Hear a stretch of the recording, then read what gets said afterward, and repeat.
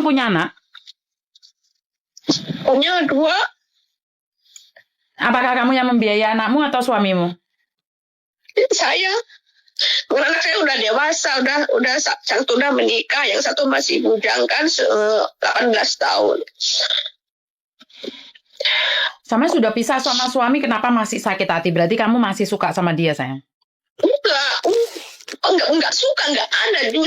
Justru saya benci banget kalau ingat kelakuannya itu. Saya mau ngejek ke situ pun saya nggak mau gitu. Saya pernah punya masa lalu. Saat saya benci sebenarnya itu cinta. Saat orang memaafkan itu sebenarnya lebih ikhlas. Nggak bisa dibohongin, Mbak. Saya juga wanita. Nggak ada rasa sama sekali cinta, nggak ada. Justru apa ya? Kalau sampean benci, tahu nggak kenapa bencimu keterlaluan? Karena kamu cintanya terlalu.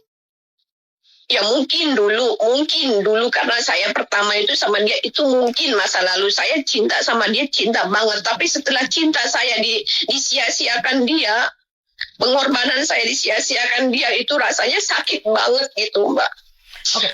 Sekarang saya dan sampean itu umurnya sama 40 tahun. Di umur 40 tahun, kita punya waktu bekerja dan berdoa itu lebih banyak. Karena kita tidak tahu perjanjian kita sama Tuhan umur berapa kita. Kenapa sampai saat ini sampean harus punya dendam yang sampean sendiri tidak ingin tersakitin? Kenapa sampean tidak ingin melepas itu? Sekarang bukan pokok masalahnya kamu membenci suamimu, sayang. Sekarang masalahnya kamu overstay di Hong Kong. Dan kamu tidak bisa bekerja. Kamu sehat, tidak ada masalah. Kalau kamu sakit, siapa yang akan memulangkan kamu?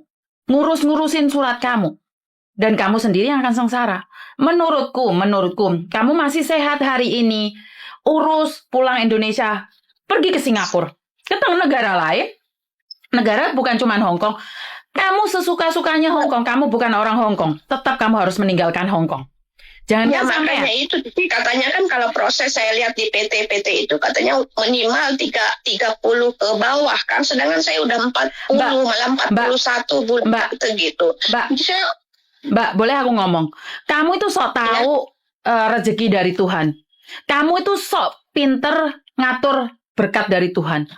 Tuhan tidak pernah menulis umurmu 50 kamu nggak dapat job.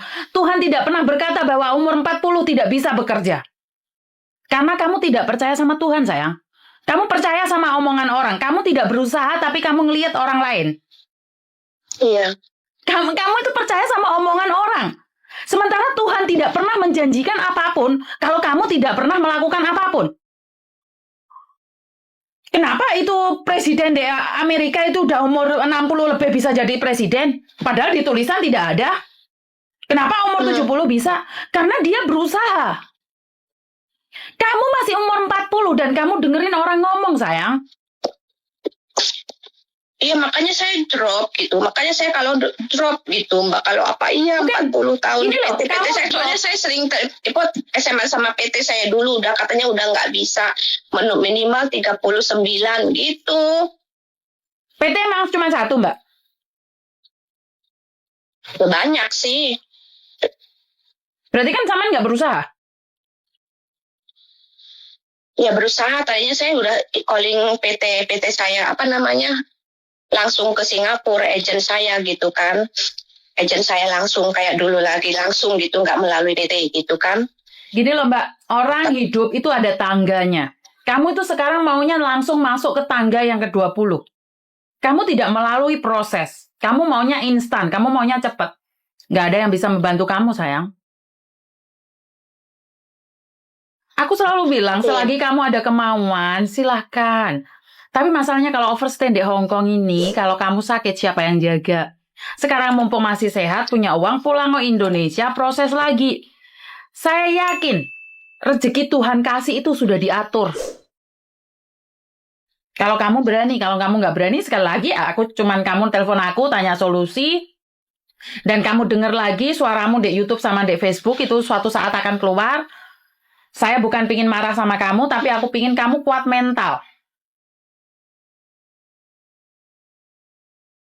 Paham nggak? Iya, paham. Kamu masih muda. Pulang ke Indonesia dan kasih kabar ke aku bahwa kamu itu masih muda dan cantik.